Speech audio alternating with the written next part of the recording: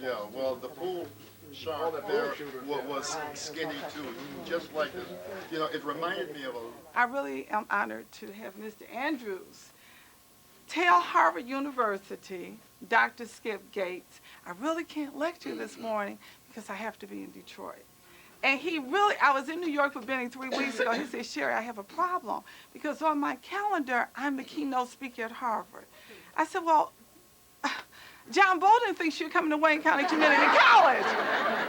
He said, Sherry, let me think about it because this is a symposium of major artists and art critics out of New York and D.C. I said, well, Benny, you think about it, but we're going to open this Dr. Curtis Ivery Gallery, and if you can be there, you can be there, and if not, I knew what he would do because he's loyal.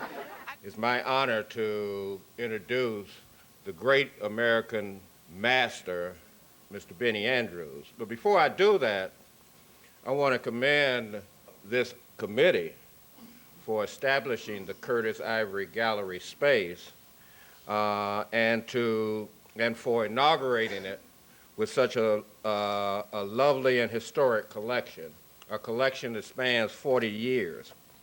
You very rarely see an exhibit of this stature on a college campus.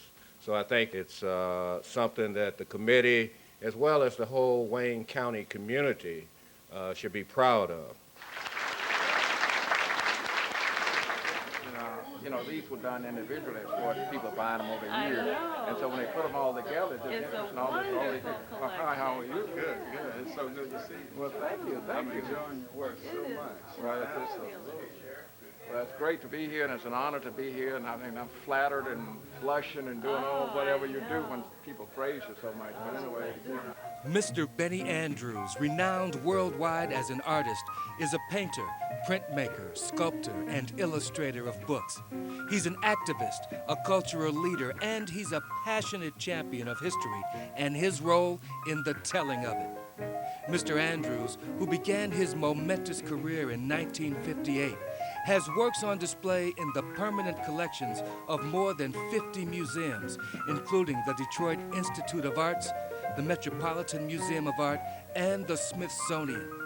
But for a couple weeks in May 2003, Benny Andrews' work graced the halls of the Curtis L. Ivery Art Gallery, located within the downtown campus of Wayne County Community College District.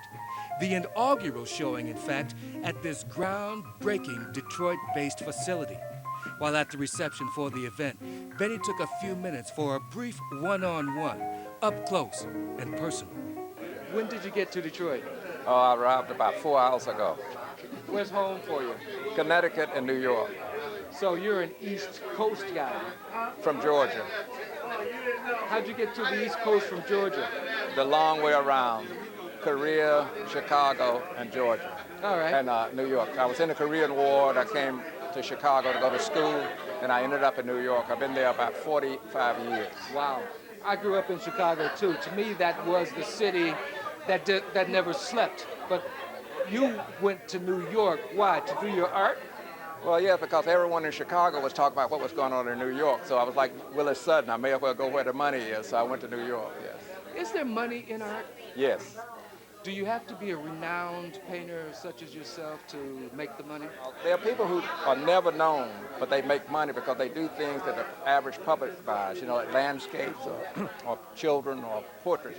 And then there are artists like me who are lucky enough to do exactly what I want to do. And I get enough people like these to buy. And that is the rare part, because I'm doing what I want to do first, and I'm fortunate that there are people that like it enough to support me. But we are the kind of rare birds, really. Yeah. There's not much support in a big sense for artists like me. Something very important has happened in my career, and I've done as much as I could to cause it to happen, is that a large number of African Americans with adequate assets are becoming supporters, not just of me, but of our culture. Mm-hmm. And that's what we are seeing around us today. We are seeing individuals who have assets that they can own properties and things like that, but they've included the support, in this case, of art. But they also do that in theater and literature and things like that too. And that is what's new in our community. We're holding this at a community college in Detroit. It's the Curtis L. Ivery Gallery. The significance to you of having your work shown here, what is it?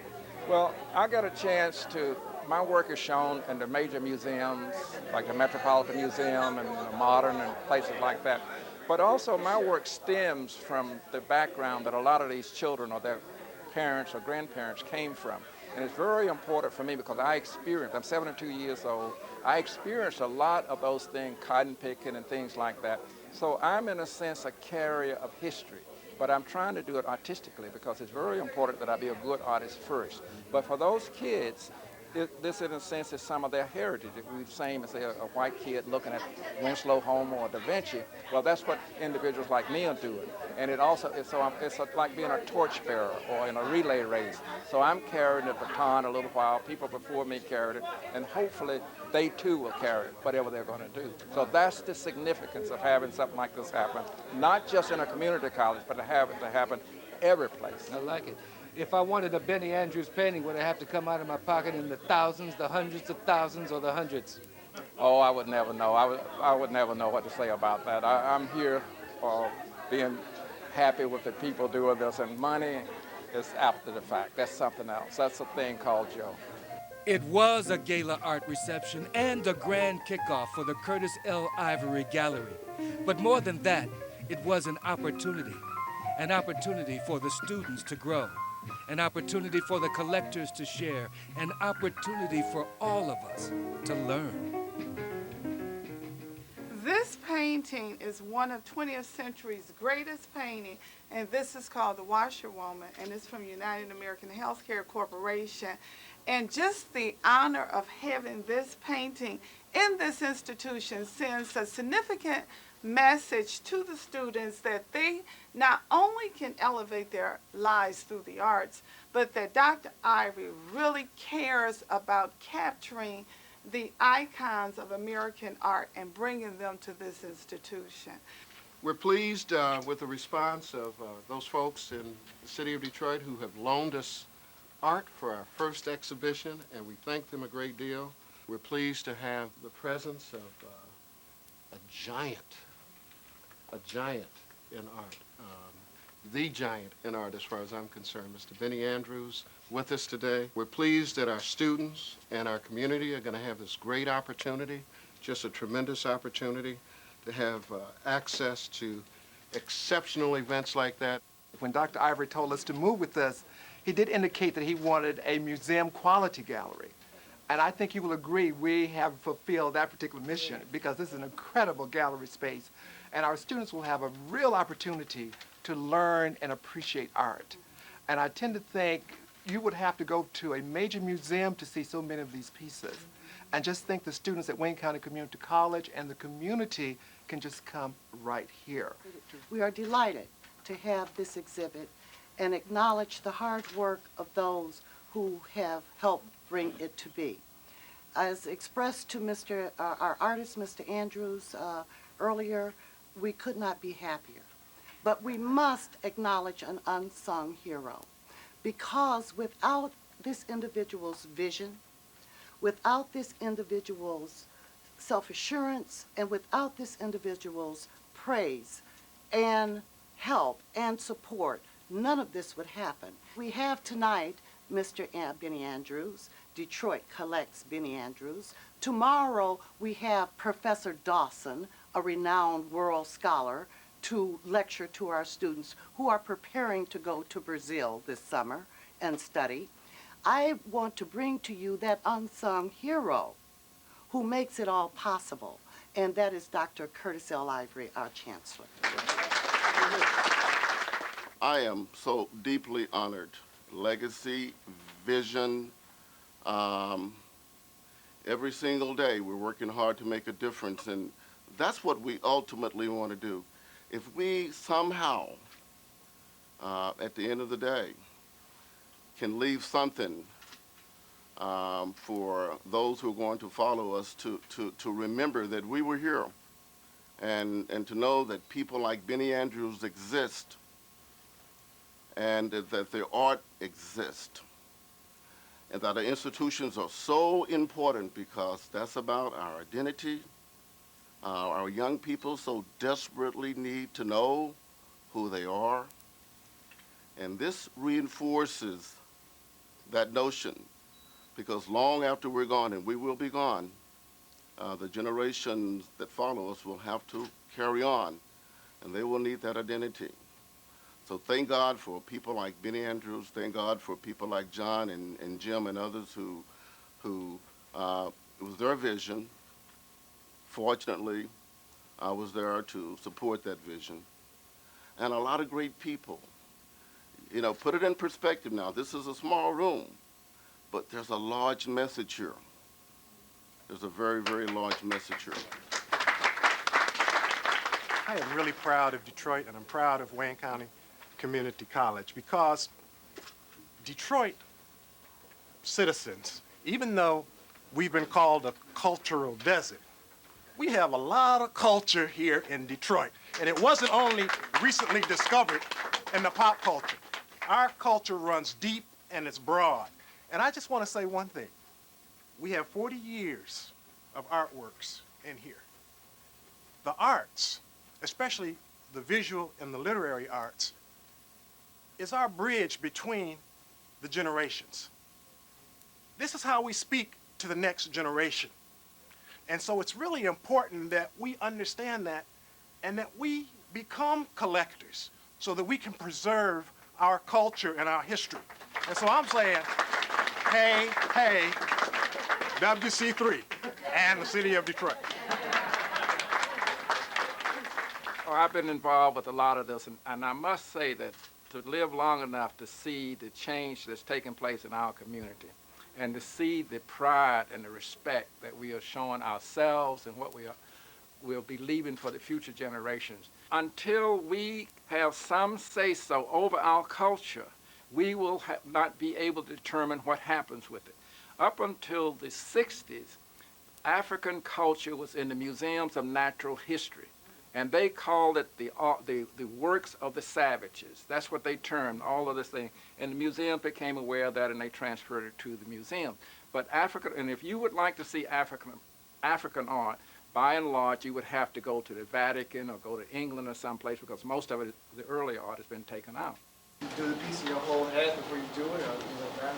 The question is about, would like for me to talk a little about how do I come about doing my work. I'm doing a lecture and an exhibition at the Zoroastrian Museum down in Eatonville, Florida. And I'm reading a lot of Zoroastrian's work. And the point that she makes is about understanding who you are and what you're about, and then that creates what you do. In other words, you don't make it up.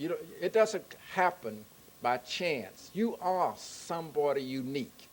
All of us are, because our experiences add up to making us different, like fingerprints. And it's from that you work. I noticed in your work that you showed a lot of vibrant colors, and you mentioned the word surreal. Would your work be considered surrealism? And could you speak a little about that? And also, thank you, sir, for your activism, because many are very afraid when they have as much talent as you to stand up for the little man. Well, first of all, thank you. I gather a lot of my strength from you. I really do. The question was about surrealism. Did I see that my work was surreal? Yeah, I came from such a down-to-earth background that my problem was not to let it pull me in and just do pictures and illustrations and this. The art of art is the abstract part. It's what it makes you think of. The picture is to be like a vehicle. It's like drinking something, and whatever you're drinking is the vehicle, and the flavor is what it's about. So you get the flavor from the drink. And that's what art is. So doing a picture is not enough. You got to take it to the next thing. And so when you say about surrealism, then I have to go beyond just having a picture of somebody. I got to make you think, and I got to tap your imagination and what you bring to it. What you bring to it determines whether it means anything to you or not. So someone will come in